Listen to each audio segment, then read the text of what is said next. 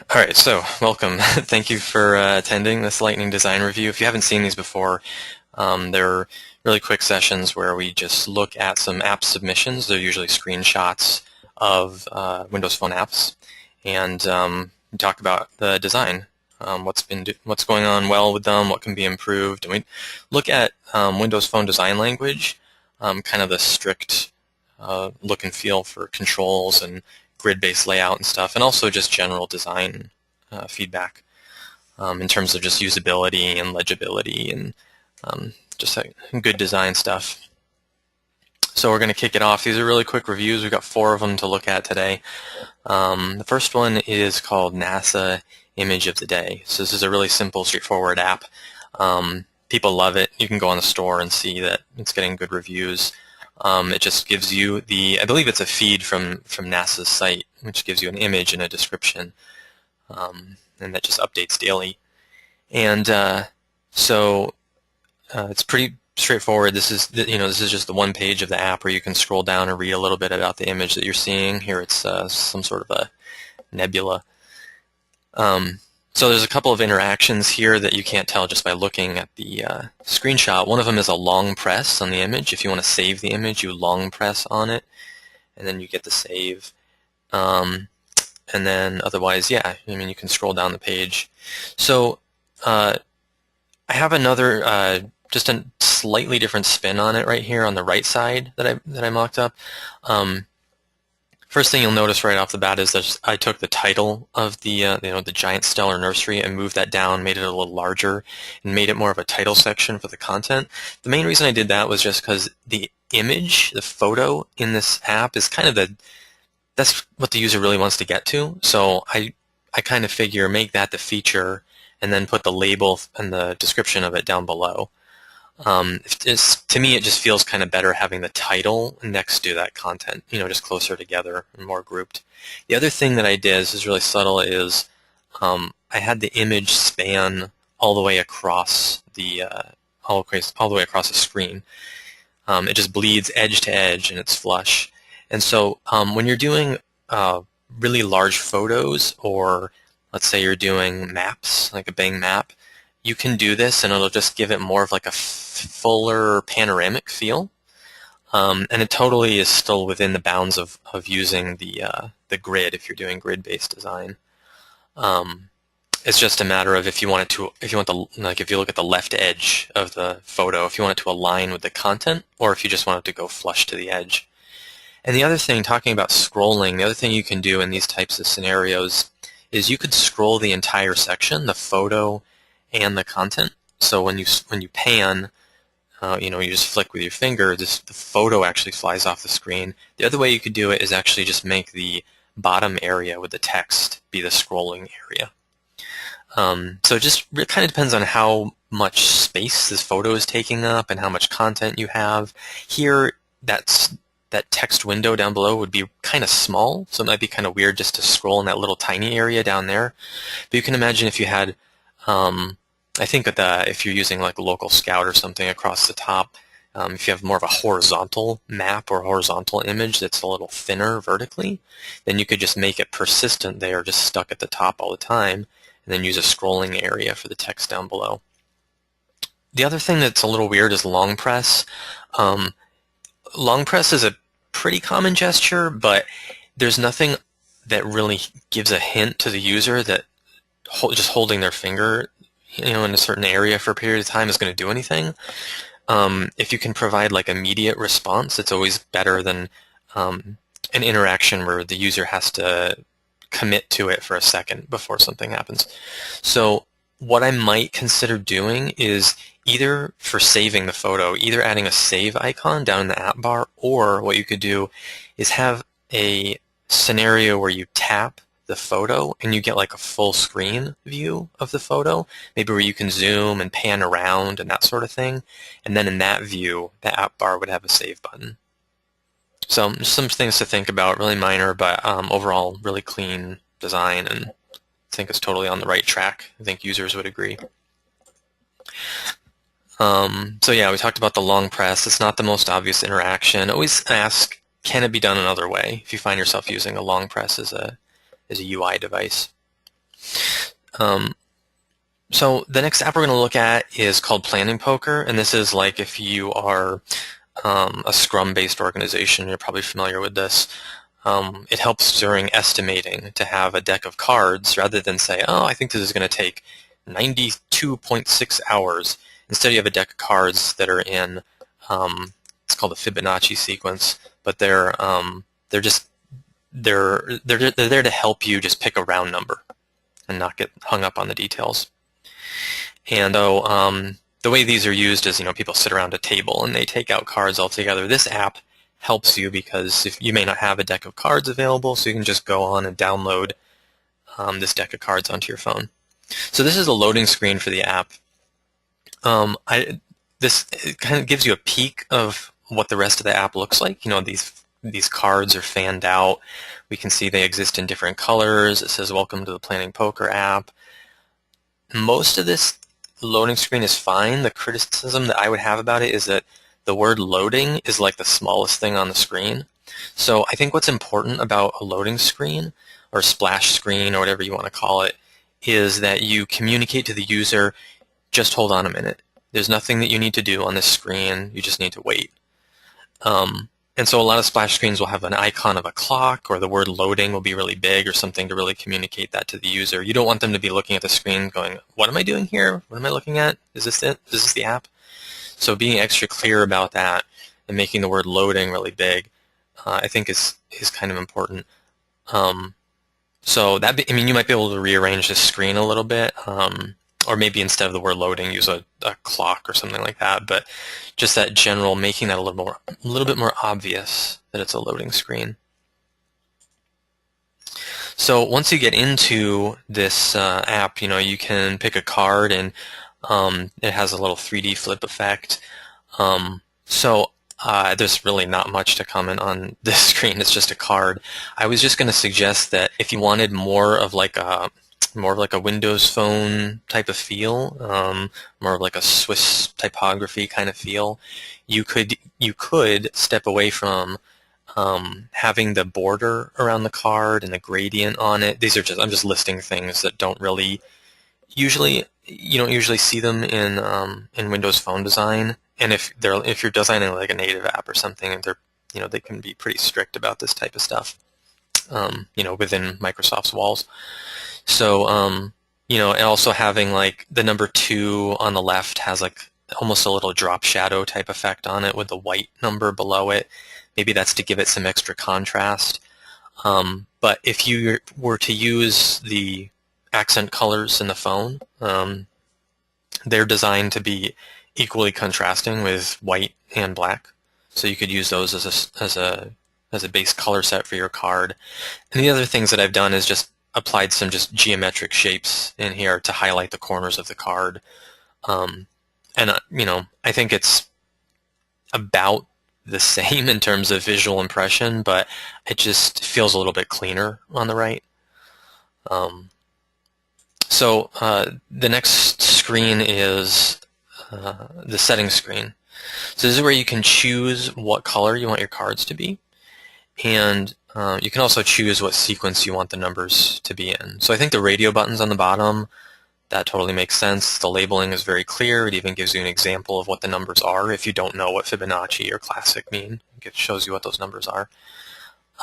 So a couple of comments. The settings bar up top being blue, I don't know really why it's blue. Perhaps it just felt like it needed that to the designer, more of like a headline to set it apart. But you can generally just use typography sizes to achieve that. The other comment I had was about picking the card color. So here the cards are fanned out, and you can tap a card, and the selected state of the card is that it's popping out. So this is pretty innovative, and it reflects some of the what you can expect to see in the rest of the application. This is exactly what the cards look like, so that's nice that it gives you a peek into that. You're not just choosing from a list. Blue, okay, well, what does blue really look like? It gives you an example, so that's nice. But my critique would be that I've never seen this before, really. I guess unless you're playing like a card game on the computer, like let's say you're playing poker and you would like choose which cards you want to drop or something like that. But you might find that doing something here, I've done a mock-up here of just a different way you could go about it. Actually showing swatches of the colors, and then when one is selected, you can show a sample of what it would look like over to the right. So here is a couple things to point out. One is that the view of what the selected card looks like over on the right, the preview, is very clear. It's not obstructed like it is over on the left. The selected state using the white ring around the swatch, that's also very clear. And then also just like I was saying on the top of the screen, just using the settings, title is just having a larger font size. And then just using some padding in between the title and the rest of the content can usually achieve what you need to do with the heading without introducing any new visual elements. So just some things to think about. The designer could go ahead and make different card styles. This is just an idea that I had as I was playing around with it. I was thinking, geometric shapes, and what else could we do here? So we could do one with a stripe or one with a circle behind the card. You could have a whole bunch of different options if you wanted. So the next app we're going to look at is called Shelter. This is a really unique app. This is it's sort of I think it's a zombie survival game, but it's a card game, and it's I don't know if it's fashioned after an existing comic book or it's a totally original intellectual property, but it definitely has its own look and feel to it. Everything from the buttons up here, you can see this end turn button has definitely its own feel to it. It's definitely that comic book kind of feel. You can see that the countdown you have, this is a clock up top that's counting down. There's a little wristwatch back there. Just a lot of illustrations, and a lot of it really is true to the developer's intent, which was to make this sort of immersive comic book type of game. So, I can't really apply any of the Windows Phone design themes to it. I'm not going to come in here and say, oh, you're not using the Seago font, because, that doesn't really make any sense at all. But I think what you can do is still adhere to the goals of everything that those design principles are about, which is legibility and consistency. So if you look at, this developer is using this blue block here as sort of a heading, and he's using that in multiple places. Enemy's hand on the top and the bottom. This orange treatment is being used for the end turn button. So, if you're consistent with that, if everywhere there's a button, it looks the same. I think that that's a good move.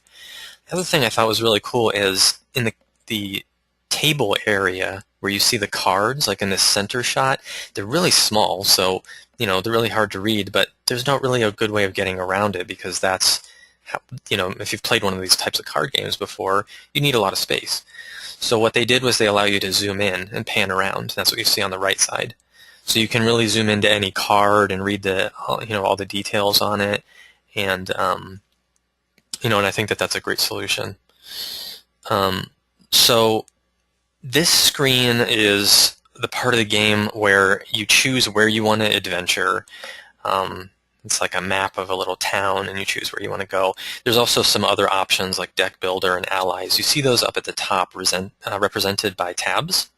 So I just want to throw out a couple of ideas here. First of all, I think this works. It's totally fine. I don't think people have seen tabs before. They're not going to be confused.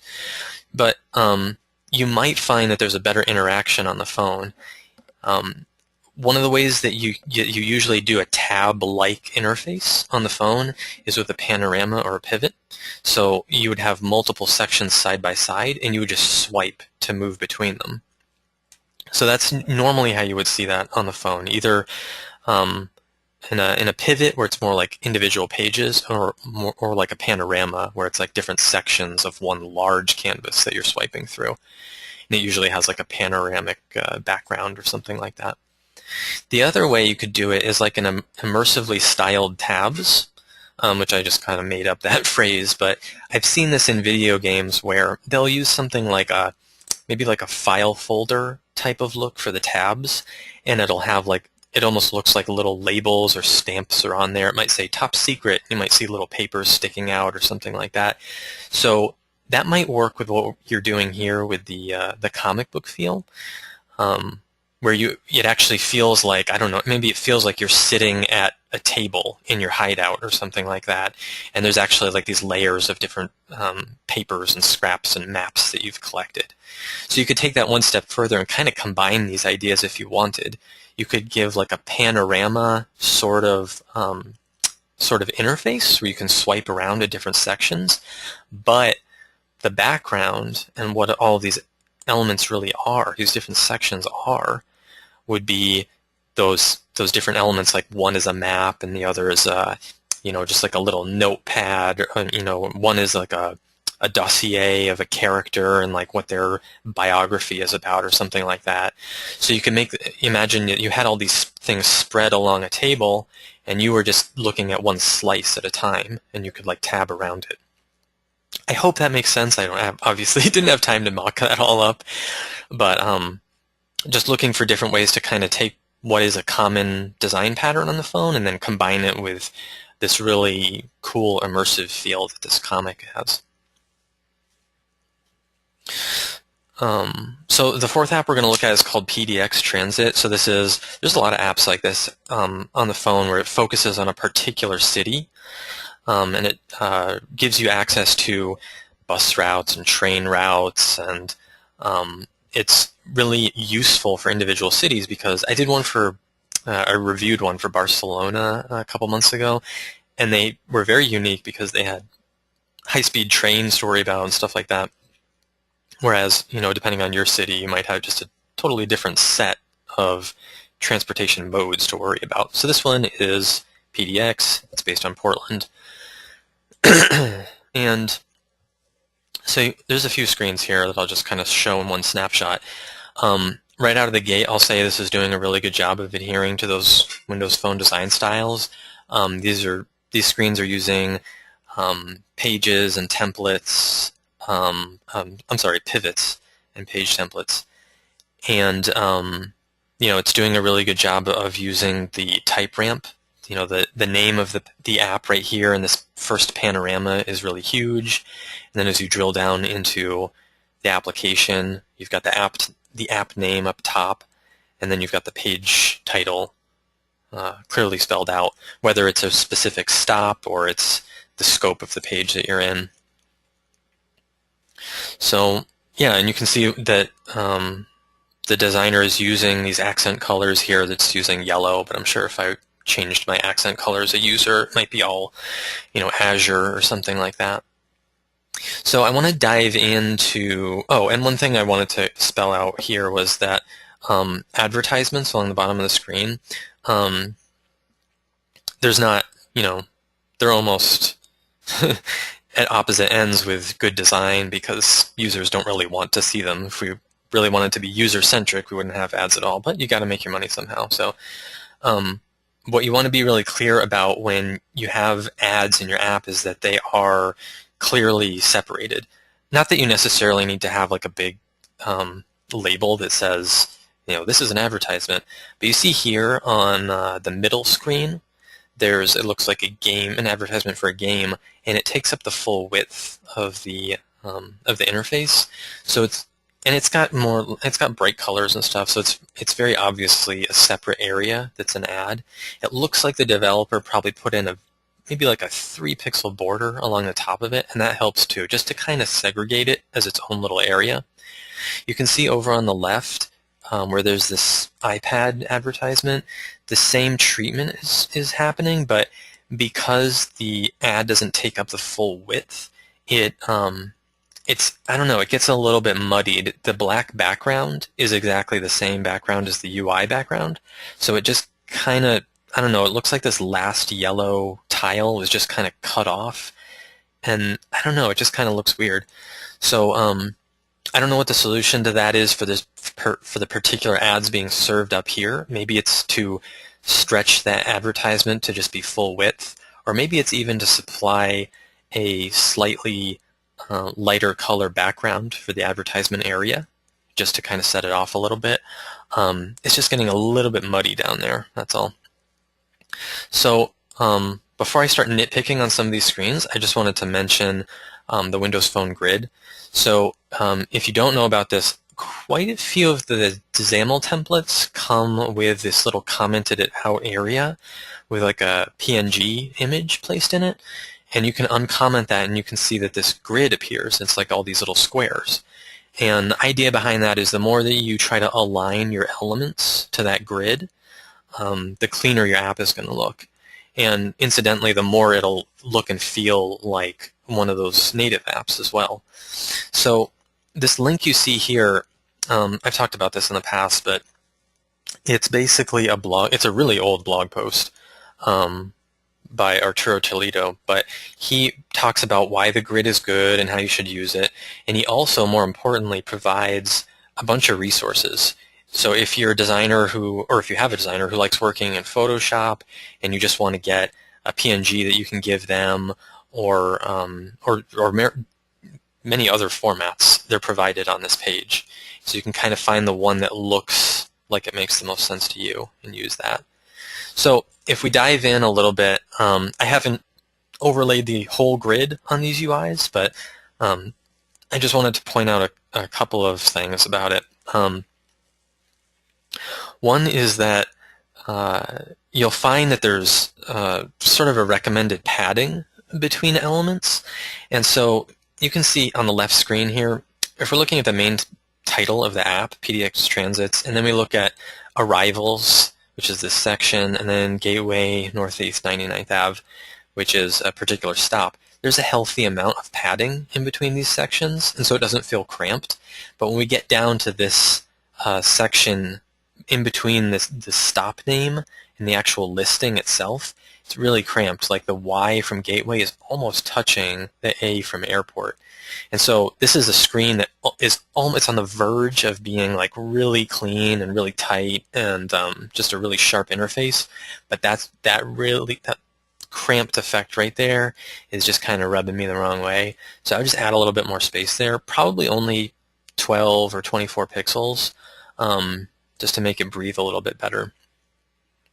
The other thing about this particular listing is that the line spacing is, I think it's always identical between all of these areas. So you see red to airport, estimated less, 11:27 a.m., green. There's an equal amount of spacing in between all of the lines of this first stop and the second stop. So the effect that that has is if you kind of covered up the tiles on the left for a second, you would have a really hard time telling where one of these items left off and the next began. So when we talk about grouping elements, you want to decrease the spacing between elements that are related and increase the spacing in between elements that are different, that are separated. So probably what this developer just needs to do is decrease the line spacing in between each element, each one of these elements, and then maybe increase the margin in between them, in between these tiles, in between these blocks. I hope that makes sense.